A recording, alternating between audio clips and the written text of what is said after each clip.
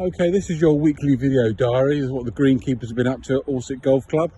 Today's date is Friday the 15th of January, and this week we've been mainly focusing on the tees and also doing a bit of further work on the greens.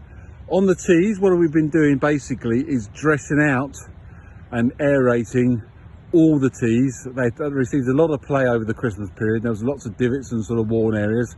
So what we've done is we've verti-drained all the tees. That's punching holes in down to a depth of like 5 inches. We've seeded them and dressed them out.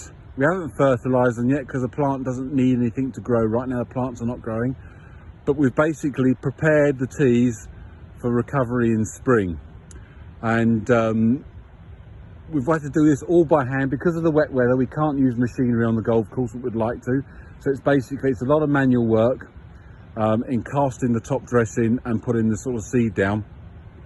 But this is the 12th tee, probably one of the hardest tees for sort of wear and tear and divots.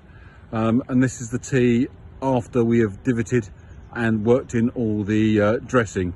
It may not look pretty at the moment, but I'm expecting some rain, possibly snow tomorrow, and it'll work further that dressing into the canopy.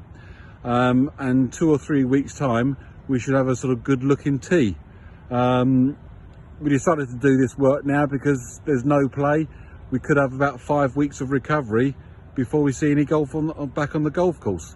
As soon as we do start to see some germination and some growth, these tees will get fertilised to speed up the recovery. But it's a job worth doing, and it's taken 4 of us quite a few man hours to get it done. But we do hope that time you come back to sort of golf, we'll have some good tees with all the divots repaired.